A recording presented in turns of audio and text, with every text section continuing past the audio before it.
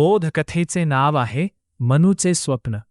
छोट्याशा मनूला सकाळी उठल्यापासून सगळ्या गोष्टींचाच कंटाळा यायचा. सकाळी उठून ब्रश करणे, आंघोळ करणे, वेणी घालणे, शाळेत जाणे, रोज काय तेच तेच करायचे असे तिला वाटायचे. त्यामुळे रोज वेळेवर काम करत नसल्यामुळे आई बाबा तिला रागवत असत.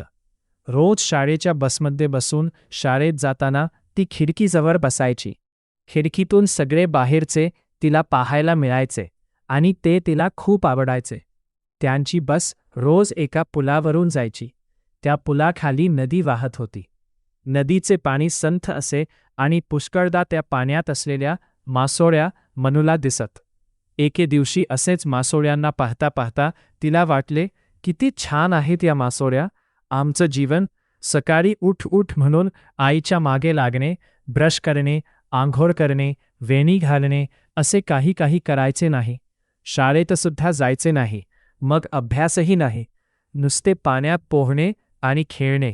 वा, किती छान, किती मजा येत असेल ना या मासोळ्यांना. देवा, तू मला मासोळी का नाही केलंस? देवा, प्लीज प्लीज मला मासोळी कर ना, प्लीज. अरे काय आश्चर्य!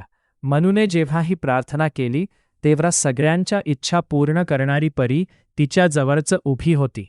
तिने ते ऐकले आणि म्हटले, तथास्तु, आणि गंमतच झाली.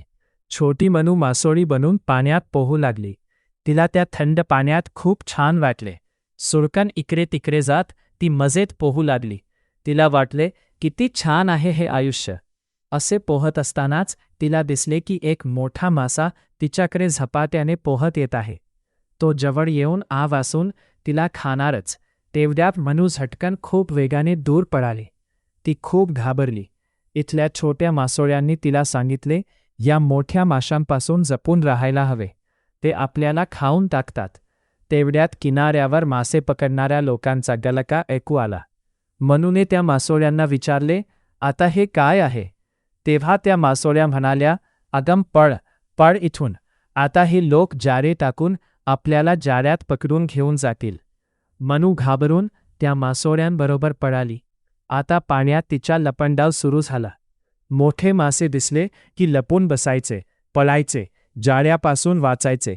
असे करताना ती थकून गेली. तिला आता पोहताना मजाही वाटत नव्हती. असे करताना संध्याकाळ झाली. मनू मासोळी आता रडकुंडीला आली.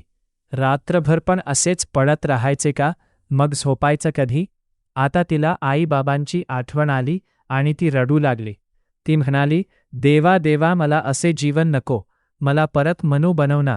देवा देवा, प्लीज प्लीज, मला आईजवळ जायचेन, मी तिचे सगळे ऐकीन, प्लीज देवा प्लीज.